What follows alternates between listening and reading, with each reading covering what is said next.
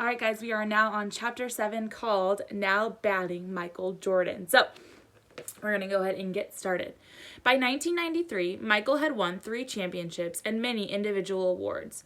He and Juanita had 2 more children, Marcus, born in 1990, and Jasmine, born in 1992. He was one of the most popular athletes in the world. Then, tragedy struck during the summer of 1993. His father was killed during a robbery.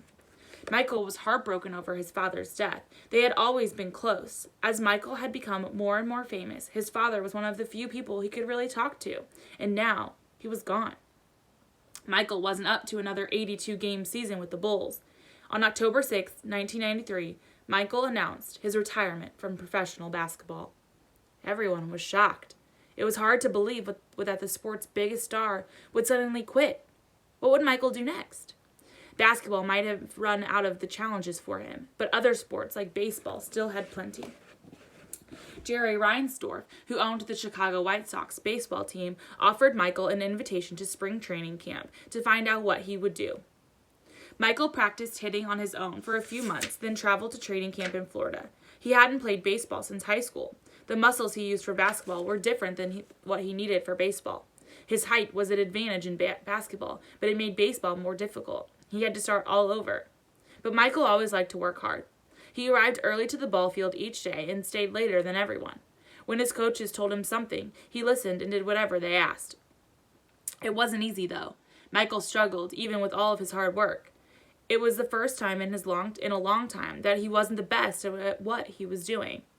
Michael spent the 1994 season with the Birmingham Barons, a minor league team in Alabama.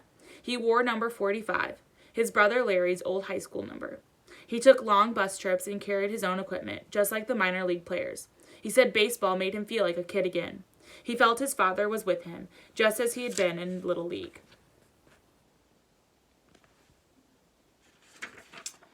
But he wasn't really just like the other minor leaguers. Cameras and reporters followed Michael's every move. People traveled from far to see Michael play baseball. No other minor league player got as much attention as Michael. So you can see that they're all following him. Michael began to improve. His manager believed Michael might have a chance to make the Major League White Sox team in a few years. Michael thought he could make it even sooner. A Major League Baseball players' strike at the end of 1994 dragged on into spring training in 1995. Michael became impatient. He didn't want to be involved in a strike and the conflict between players and the team owners. He quit baseball on March 10th.